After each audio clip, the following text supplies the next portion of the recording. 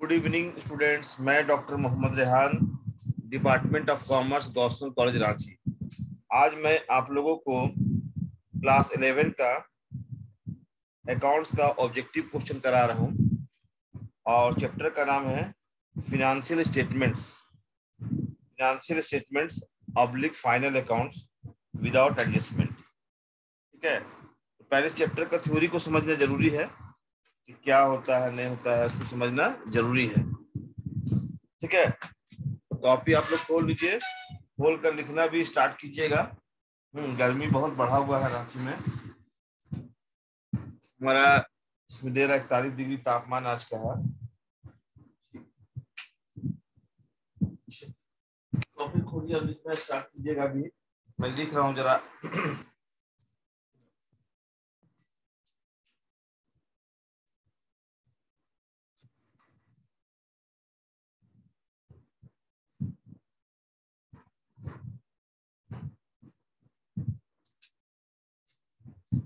लिखना स्टार्ट कीजिए। तो पहले आप कुछ समझ जाइए क्या होता है ना। उसके बाद ऑब्जेक्टिव करने में थोड़ा अच्छा रहेगा, है ना। तो देखिए, पहले डेट लिखिए। डेट आज का क्या है? आज का डेट देखिए। आज का डेट है डेट आज का डेट है 26 तारीख, है ना। 26/4/2022। और सब्जेक्ट है, मैं जिस पढ़ा रहा हूँ आप लोगों को आज अकाउंट्स पढ़ा रहा हूँ। सब्जेक्ट में क्या पढ़ा रहा हूँ? अकाउंट्स। और ये क्लास 11 का है। ठीक है, और टॉपिक है किसका, किस चैप्टर को पढ़ा रहा हूँ, तो ध्यान लिखिए। टॉपिक है फिनेंशियल स्टेटमेंट। फाइनेंशियल स्टेटमेंट्स,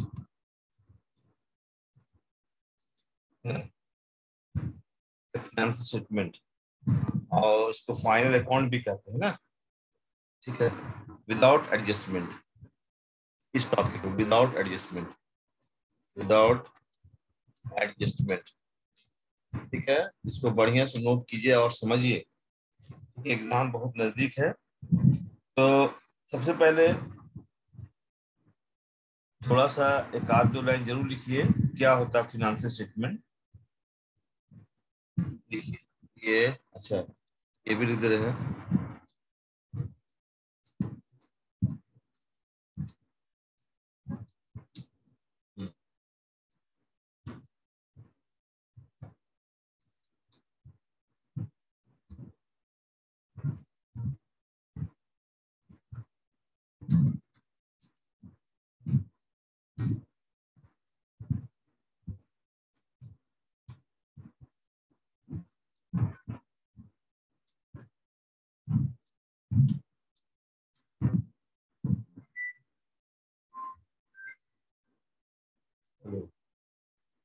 क्या हुआ?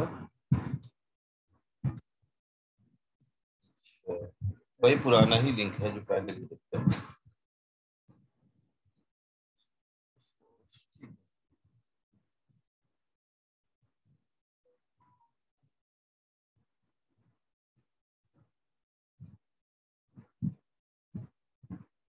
तो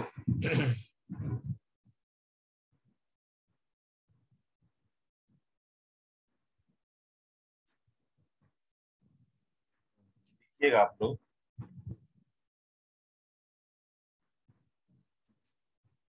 चेंज कर दे रहे हैं। एक मिनट थोड़ा सा पहले लिख लीजिए। कॉपी निकाल लिया ना? ठीक है।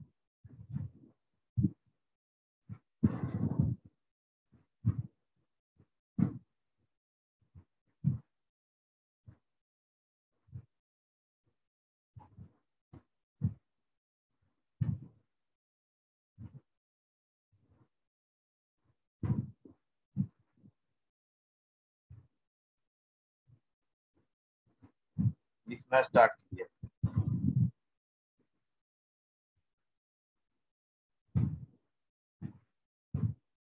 चलिए, तो सबसे पहले लिखिए मीनिंग ऑफ फिनेंशियल स्टेटमेंट। लिखिए यहाँ पर मीनिंग ऑफ फिनेंशियल स्टेटमेंट क्या होता है? एक आध दो लाइन लिखिए। Meaning of financial financial statements. Meaning of financial statements.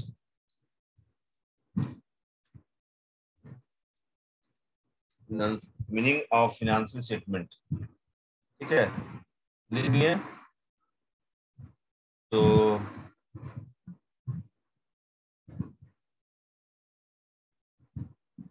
इसको आप लिखिए।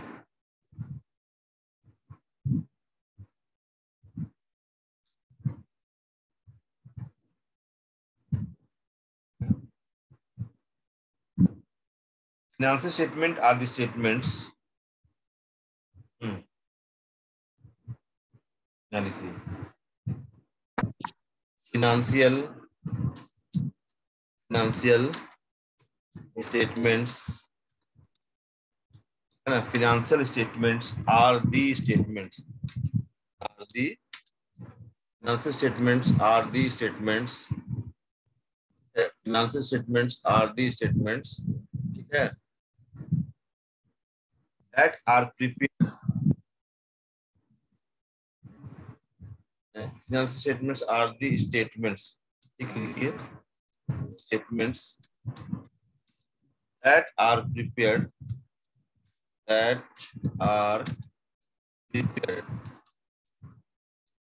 prepared है ना। financial statements are the statement that are prepared at the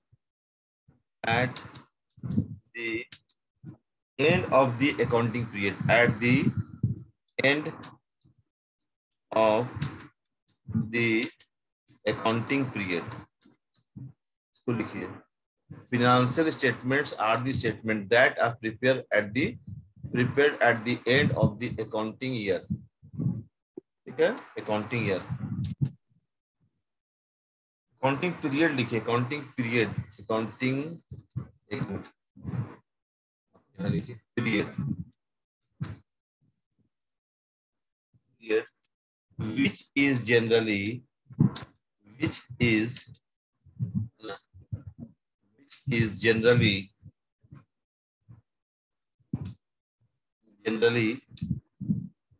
one year. ये जो पीरियड रहता है ये 1 ईयर का रहता है। समझ में आया बात ना?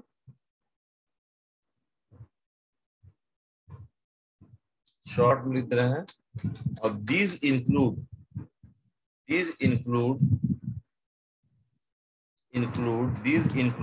है ना, include क्या इंक्लूड करता है? तो देखिए यहाँ पर मैं लिख दे रहा हूँ, include income statement,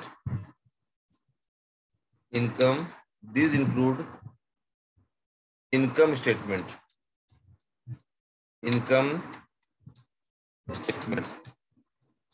these include income statements, ठीक है,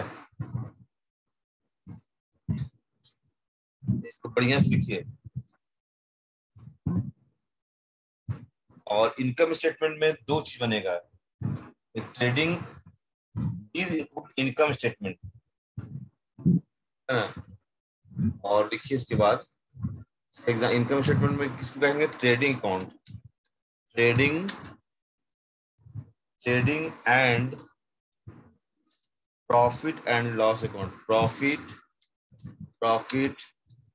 and loss, trading and profit and loss account, profit and loss, trading and profit and loss account. Income statement में हो गया अकाउंट, शॉर्ट में मैंने लिख दिया अकाउंट, ठीक है। And position statement, and position and position statements. तो बहुत मेहनत करना है। एंड पोजीशन स्टेटमेंट्स, ठीक है। पोजीशन स्टेटमेंट में क्या आएगा? तो लिख दोगे बैलेंस शीट लिख दोगे, है ना। क्या लिखोगे? बैलेंस शीट, बैलेंस शीट, है ना, बैलेंस शीट। इस तरह से मैंने क्या लिखा कि financial statements are the statements that are prepared at the end of the accounting period. Financial statement एक ऐसा स्टेटमेंट है होता है जो वर्ष के अंत में बनाया जाता है। वर्ष मतलब अकाउंटिंग पीरियड के अंत में बनाया जाता है। और जो अकाउंटिंग पीरियड जो होता है वो एक वर्ष का ही होता है। जनरली अकाउंटिंग पीरियड जो होता है वो 1 ईयर का होता है। और इसमें क्या इंक्लूड होता है? These include income statement. Financial statement में दो ही चीज इंक्लूड होता है, मैं यहाँ अंडरलाइन कर दे रहा हूँ, ठीक है, इसको ध्यान दीजिएगा।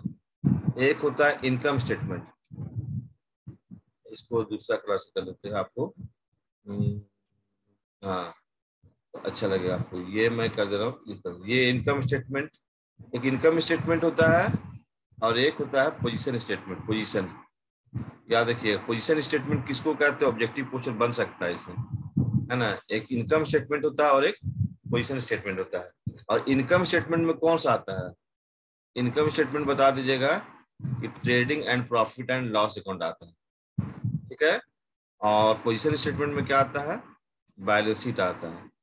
समझा बढ़िया से? आपसे कोई पूछेगा कि इनकम स्टेटमेंट में क्या आता है तो बता दोगे trading and profit and loss account, और पोजीशन स्टेटमेंट में बैलेंस शीट। इस तरह से फिनेंशियल स्टेटमेंट में क्या बनाया जाता है? तो ट्रेडिंग अकाउंट बनाया जाता है ना। और क्या बनाया जाता है? प्रॉफिट एंड लॉस अकाउंट बनाया जाता है। और क्या बनाया जाता है? बैलेंस शीट, ठीक है। और अब सवाल है ट्रेडिंग अकाउंट के बारे में। ट्रेडिंग अकाउंट जो है उसका हिंदी होता है व्यापारिक खाता, है ना। और इसको मैं यहाँ पर थोड़ा सा बताना चाहता हूँ। देखिए, ट्रेडिंग अकाउंट जो है, ट्रेडिंग अकाउंट बनाने से क्या बेनिफिट मालूम होता है? जैसे ट्रेडिंग अकाउंट, ट्रेडिंग अकाउंट बनाइएगा तो क्या बात, क्या मालूम होगा? तो ट्रेडिंग अकाउंट के बारे में एक आध दो लाइन लिख लीजिए। तो ट्रेडिंग अकाउंट के बारे में लिखिएगा, ठीक है, कि इट शोज, ट्रेडिंग अकाउंट बनाने से क्या क्या जानकारी होता है? तो लिखिए, it shows, it shows gross profit, gross profit, it shows gross profit और ग्रॉस लॉस। समझा? इट शोज ग्रॉस प्रॉफिट और ग्रॉस लॉस, ठीक है, ऑफ दी, इसको याद रखोगे, बिजनेस इंटिटी, ENTITY, इंटिटी। तो ट्रेडिंग अकाउंट है, ट्रेडिंग अकाउंट बनाने से ग्रॉस प्रॉफिट या ग्रॉस लॉस की जानकारी होती है, ठीक है। और फॉर ए गिवन पीरियड, मैं यहाँ लिख देता हूँ, for a given, for a given period. तो समझ में आ गया? दोबारा भी समझा दूंगा। और उसके बाद फिर बनता है, उसके बाद बनता है प्रॉफिट एंड लॉस अकाउंट। क्या बनता है?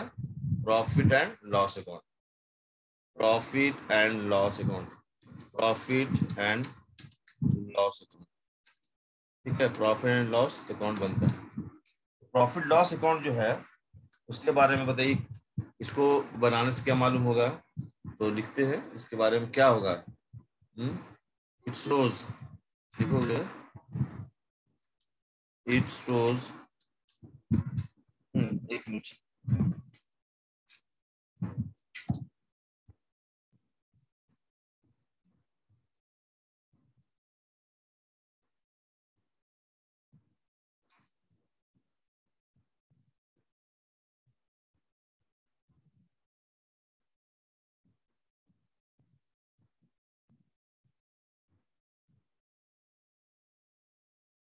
स्टूडेंट्स, देखो पहले बहुत धीरे धीरे बोल रहा हूँ, हाँ, बहुत धीरे धीरे बोल रहा हूँ।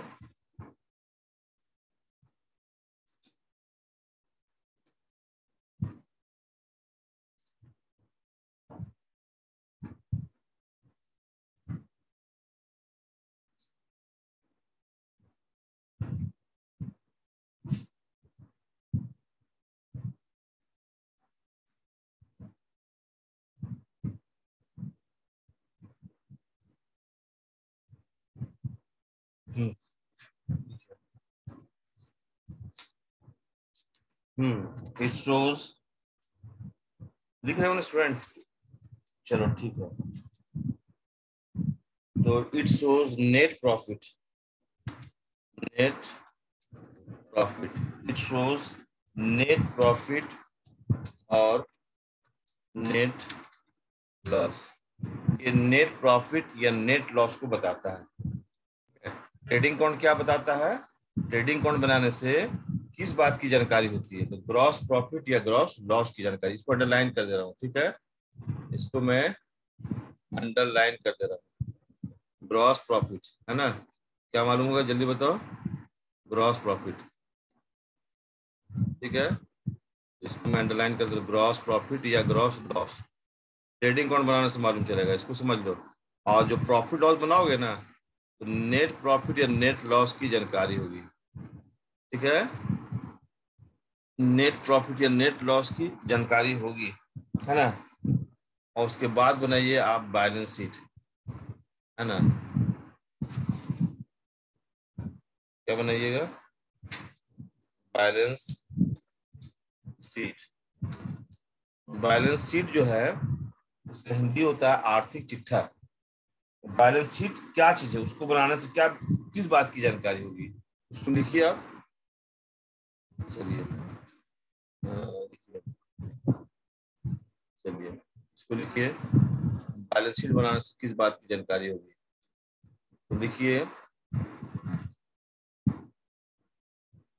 बैलेंस शीट के बारे में लिखिए थोड़ा सा, एक आध दो लाइन, है ना। It is a summary, it is a, not it is summary, SUMMARY, it is summary, ये क्या एक summary है of assets, assets का एक summary है, and liabilities का summary है, it is summary of assets and liabilities, liabilities है ना, it is summary of assets and liabilities,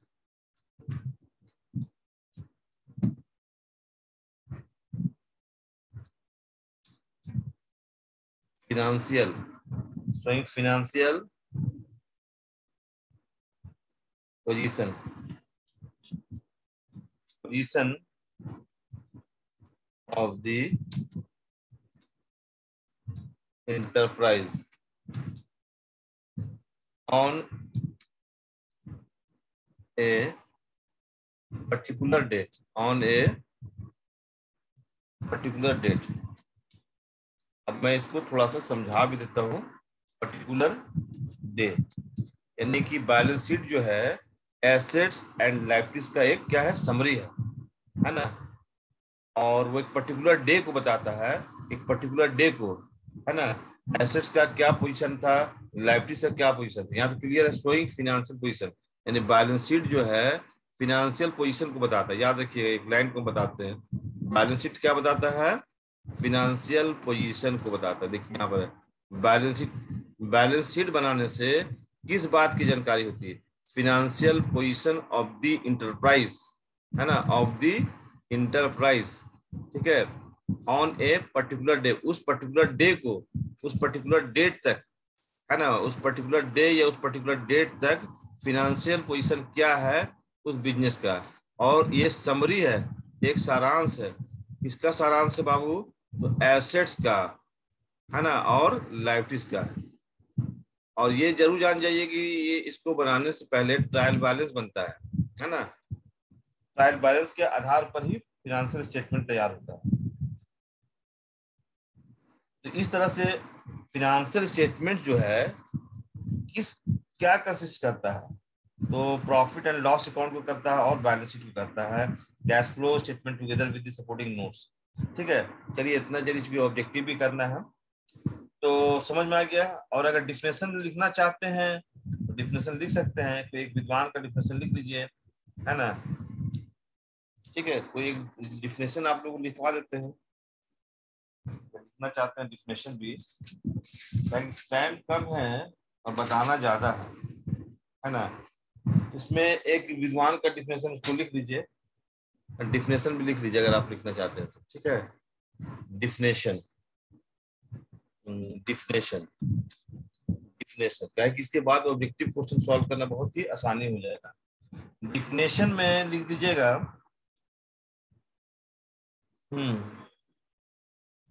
चलिए डिफिनेशन को लिख लेते हैं, जब आप बोल दिए तो लिख देते हैं, है ना। डिफिनेशन, डिफिनेशन में लिखिए द फाइनेंशियल स्टेटमेंट्स, यहाँ लिखिए the financial financial the financial statements provide financial statement provide the financial statements provide a summary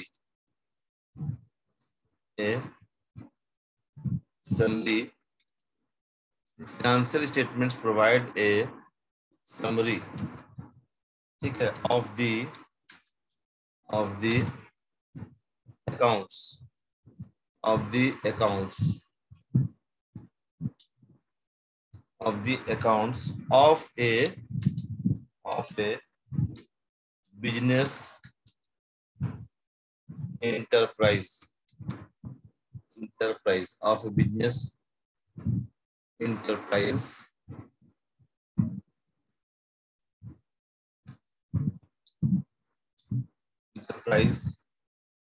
the balance sheet, the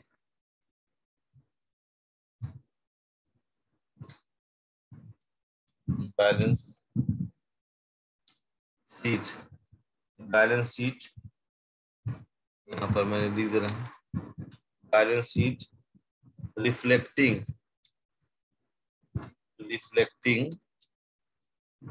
the assets, comma, liabilities, liabilities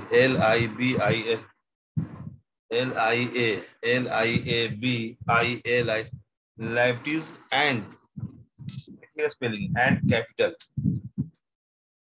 okay, and capital as on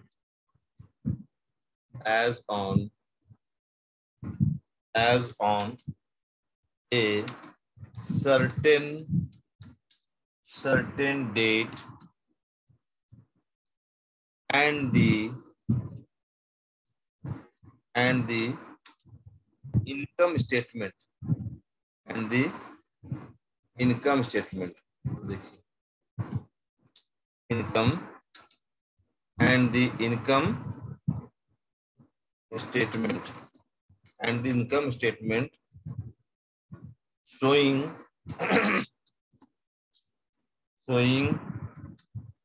the results of operation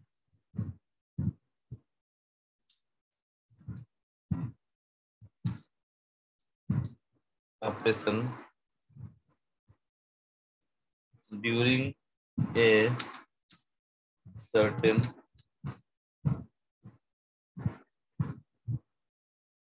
period। ये उसका हो गया definition. बहुत slow बोले, आप लोग लिख भी लिए होंगे। चलिए ये मैंने थोड़ा सा थ्योरी आप लोग को समझाया, आप लिखे भी होंगे। अब आप लोग थोड़ा सा ऑब्जेक्टिव कीजिए। थ्योरी है तो फाइनेंशियल स्टेटमेंट में क्या क्या बनाया जाता है आपको तो पता है। फाइनेंशियल स्टेटमेंट में क्या क्या बनाया जाता है स्टूडेंट्स? तो ये एक इनकम स्टेटमेंट होता है और एक पोजीशन स्टेटमेंट होता है। इनकम स्टेटमेंट में क्या बनता है? Trading account and profit and loss account, याद रखिएगा। और पोजीशन स्टेटमेंट में क्या बनता है? बैलेंस शीट बनता है, याद रखिएगा, ठीक है। और इसके बाद देखिए आप, और बैलेंस शीट क्या है? एक समरी है एसेट्स और लायबिलिटीज का, है ना। और बैलेंस शीट बनाने से किस बात की जानकारी होती है? Financial position of the business, एक पर्टिकुलर डेट को बिजनेस का स्थिति क्या था, इस बात की जानकारी होती है। डिफिनेशन भी मैंने लिख दिया। अब आप लोग जो है इसका कुछ ऑब्जेक्टिव लिखिए, है ना। ऑब्जेक्टिव लिखिए, क्या होता है फाइनेंशियल स्टेटमेंट का ऑब्जेक्टिव। बीजी पे थ्योरी बताएंगे, ठीक है। चलिए विदाउट एडजस्टमेंट बता रहे हैं। तो अब आपको उसमें बनाया जाता है ट्रेडिंग अकाउंट और क्या बनाया जाता है, प्रॉफिट एंड लॉस अकाउंट। तो ट्रेडिंग अकाउंट का जो है फॉर्मेट है ना, ट्रेडिंग अकाउंट के बारे में थोड़ा सा बताना जरूरी है। वैसे मैं लिख दे रहा हूँ ट्रेडिंग अकाउंट, इसको मैं मिटा देता हूँ। ट्रेडिंग अकाउंट के बाद नेचर पूछ जाए कौन सा अकाउंट है, तो क्या बताइएगा, बताना तो होगा ही। चलिए,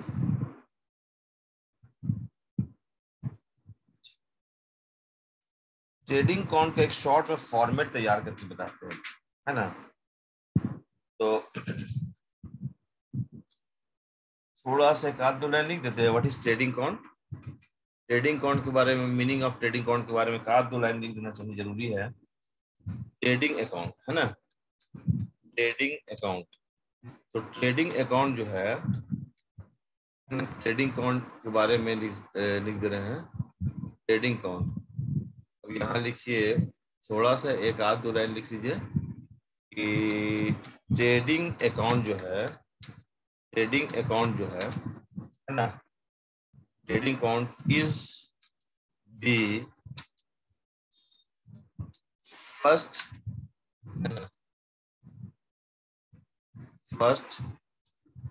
part of the profit and loss account.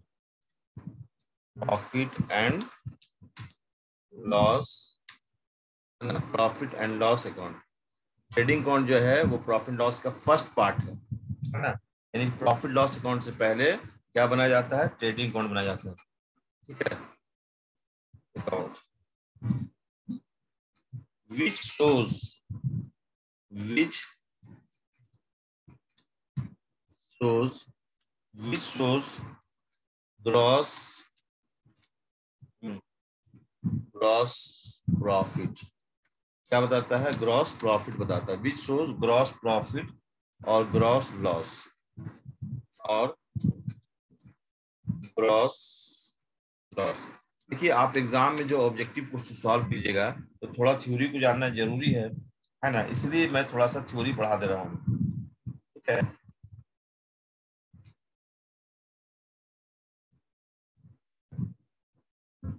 ठीक है, बहुत सा डिफिनेशन वगैरह है। और एक चीज मैं बताना चाह रहा हूँ, इसका फीचर्स ऑफ ट्रेडिंग अकाउंट समझिए। Features of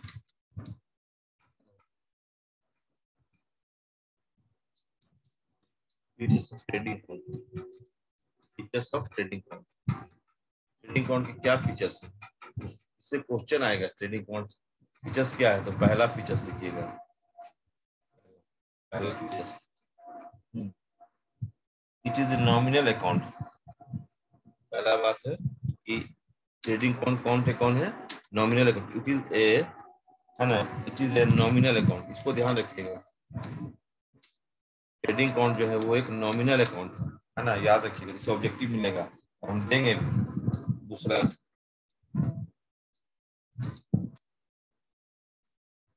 it is a first part of it and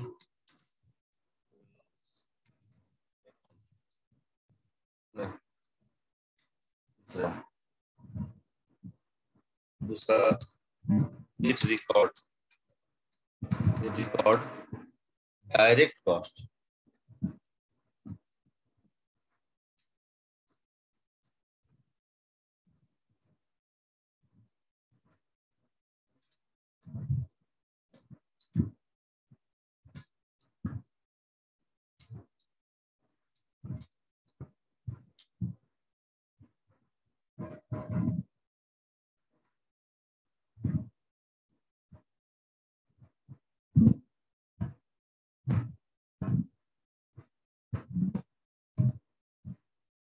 और चौथा जो है, इसको बनाने से क्या मालूम होता है, ग्रॉस प्रॉफिट और ग्रॉस लॉस, ठीक है। पांचवा पॉइंट हो गया,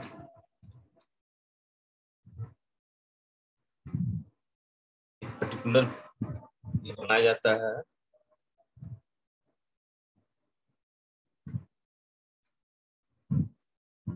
एंड ऑफ दिस अकाउंटिंग, इसको लिखना जरूरी है कि चलो लिख लो, अकाउंटिंग पीरियड लिख लो। अकाउंटिंग पीरियड जो होता है ना 1 ईयर का होता है। चलो इसको लिखना जरूरी नहीं है, ये ज्यादा इसको थोड़ा सा याद रखोगे। और चलो अब मैं इसी जो कैरेक्टर, अब मैं एक ऑब्जेक्टिव क्वेश्चन दे रहा हूँ, ठीक है? तो देखोगे, देखो यहाँ पर इसको मिटा लो, ठीक है? इसको लिख लिया ना? अभी मैं आपको समझाता हूँ। तो पहला एक ऑब्जेक्टिव है, सुनिएगा। Trading account, trading account is ए, चार ऑप्शन है, उसमें कोई एक ऑप्शन सही होगा। पहला है कि पर्सनल अकाउंट, पर्सनल अकाउंट, ठीक है? ट्रेडिंग अकाउंट जो एक पर्सनल अकाउंट है कि रियल अकाउंट है, आपको बताना है। रियल अकाउंट,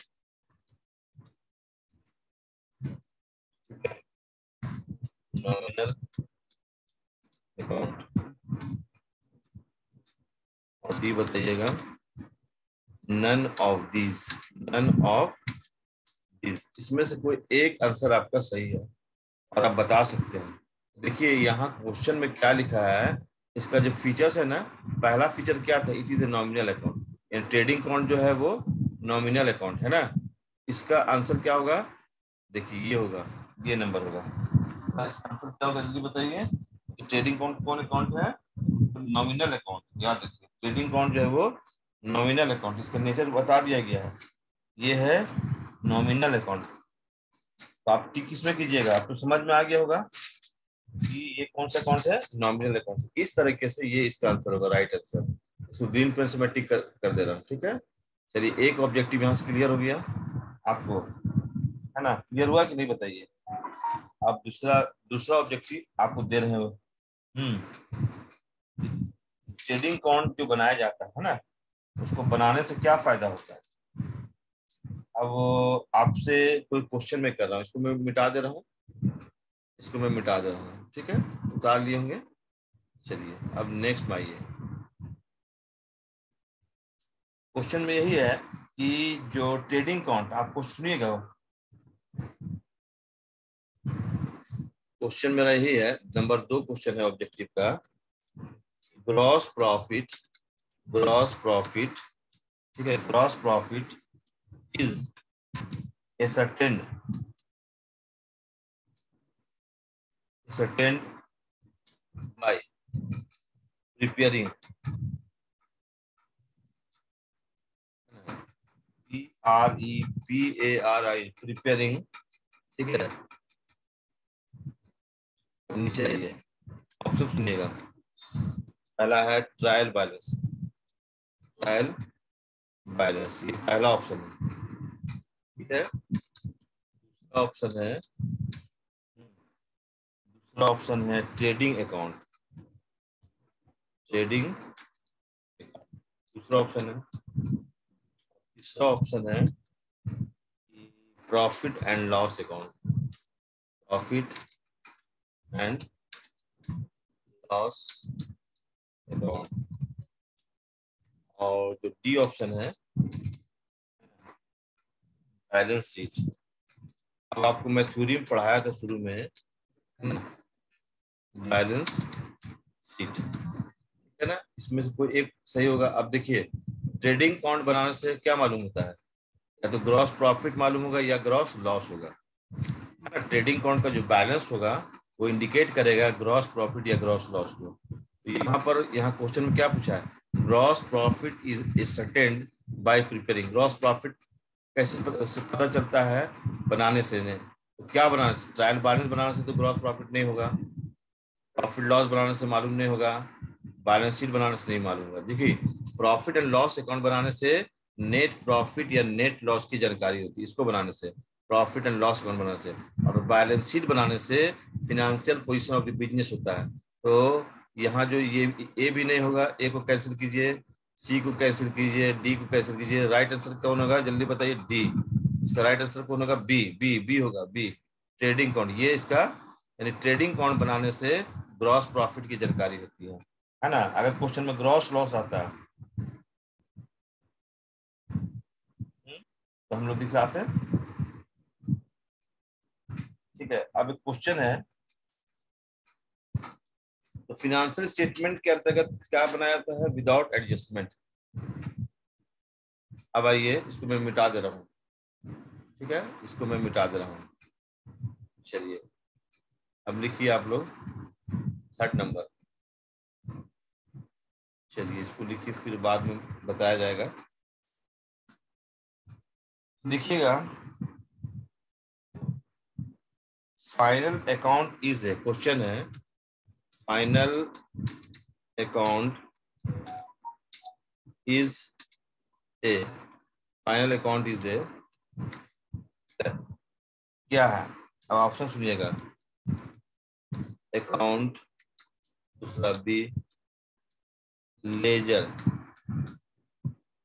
तीसरा C statement, D accounts and statements, accounts and statements, statements है ना, अकाउंट्स एंड स्टेटमेंट। अब इसका क्या आंसर होगा? Final account. फिनेंशियल स्टेटमेंट को ही फाइनल अकाउंट कहते हैं, है ना, याद रखिएगा। तो पढ़िए क्वेश्चन, फाइनल अकाउंट क्या है? अकाउंट है या लेजर है या स्टेटमेंट्स है ना, या अकाउंट्स एंड स्टेटमेंट्स? क्या होगा इसका सही आंसर? तो फाइनल अकाउंट क्या है स्टूडेंट्स, आप बताइए। फाइनल अकाउंट जो है अकाउंट्स भी है, अकाउंट्स एंड स्टेटमेंट बोथ है। इसका सही आंसर होगा, है ना, कौन होगा? डी नंबर रखिए, डी नंबर, डी नंबर जो इसका राइट आंसर होगा। ठीक है, चलिए 4 लिखिए, 4 नंबर, 4 नंबर लिखिएगा। ठीक है, चलिए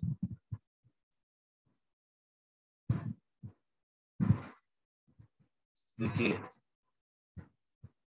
main object of preparing final account, the main object of preparing final account, main objects of preparing final accounts. Final accounts बनाने का जो मेन ऑब्जेक्ट्स क्या है, लिखिएगा उसमें, to know, to know capital, क्या कैपिटल को जानने के लिए बनाया जाता है? दूसरा, to know sales, to know sales. तीसरा, टू नो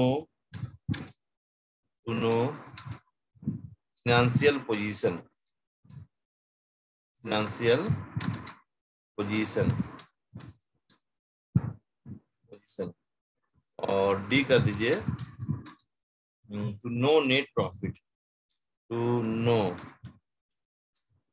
नेट प्रॉफिट। तो इसका राइट आंसर क्या होगा? देखिए, कैपिटल जानने के लिए तो नहीं बनाया जाता है, ये तो कन्फर्म है, ठीक है ना, और सेल्स जानने के लिए नहीं बनाया जाता है, नेट प्रॉफिट जानने के लिए तो प्रॉफिट लॉस बनाया जाता है, इसलिए इसका आंसर होगा सी नंबर, कि फिनेंशियल पोजीशन को जानने के लिए, फिनेंशियल पोजीशन को जानने के लिए, है ना, नेट प्रॉफिट बनाए, फिनेंशियल पोजीशन को जानने के लिए फाइनल अकाउंट बनाया जाता है, इसका मेन उद्देश्य। आपको फिर क्वेश्चन है कि क्वेश्चन में इसको मैं मिटा दे रहा हूँ। ठीक है, चलिए अब आइए 5 नंबर, 5 नंबर लिखिएगा, 5 number, closing stock, closing stock, closing stock, closing stock is given, है ना, outside the trial balance, outside the trial balance. ठीक है, closing stock is given outside the trial balance, it will be shown, it will be shown, कहाँ दिखलाएगा? अगर एक closing stock अगर trial balance से बाहर दिया तो कहाँ दिखलाया जाएगा? अब 4 ऑप्शन रहेगा, कोई एक ऑप्शन आपका सही रहेगा, आपको सही ऑप्शन को सिलेक्ट करना है। तो एग्जाम में आपको राइट नहीं करना, सिलेक्ट करना है। देखिए इसका जो है ऑप्शन मैं आपको दे दे रहा हूँ, ठीक है। तो एक ऑप्शन सही रहेगा, पहला है बैलेंस शीट, बैलेंस शीट पहला ऑप्शन है। दूसरा ऑप्शन है कि ट्रेडिंग अकाउंट, ट्रेडिंग अकाउंट। तीसरा है profit and loss account, profit and loss account. और डी ऑप्शन में है, ठीक है, profit profit trading account, profit loss account, trading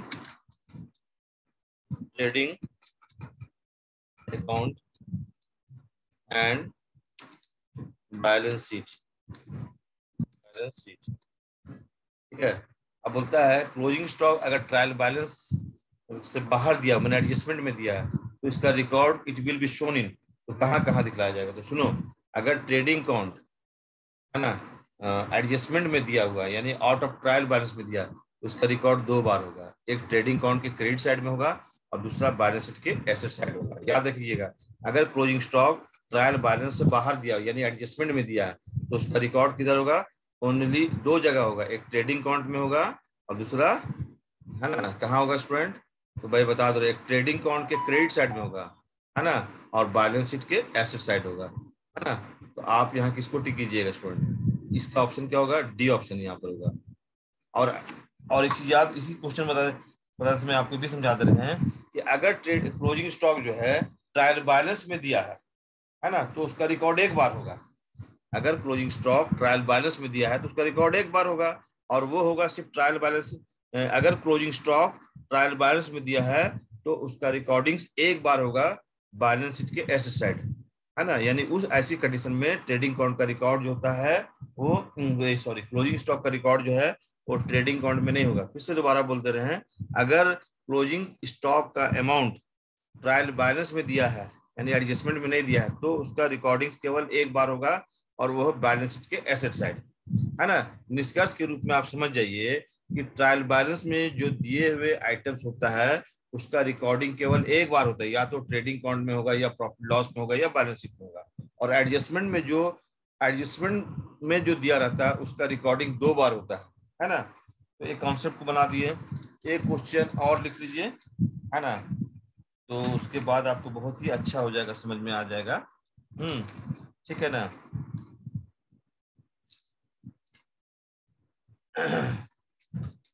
लिखिएगा,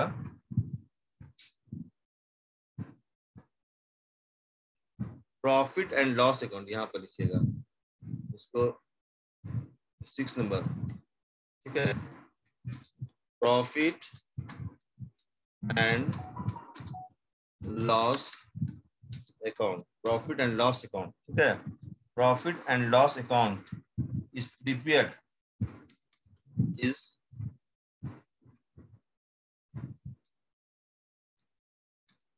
is prepared to find an out, ठीक है। आप सुनिए, ऑप्शन सुनिए, इसमें से एक ऑप्शन है, ठीक है, एक ऑप्शन है आपका gross profit, gross profit public gross loss. दूसरा है ना net profit, net profit public net loss. और तीसरा है financial position, financial position of the business, of the business. इसका जो सही आंसर होगा ऑफ द बिजनेस, कर दीजिए none, none, none of the above. इसका राइट आंसर होगा, इसको बनाते किस लिए स्टूडेंट, तो नेट प्रॉफिट या नेट लॉस को जानने के लिए।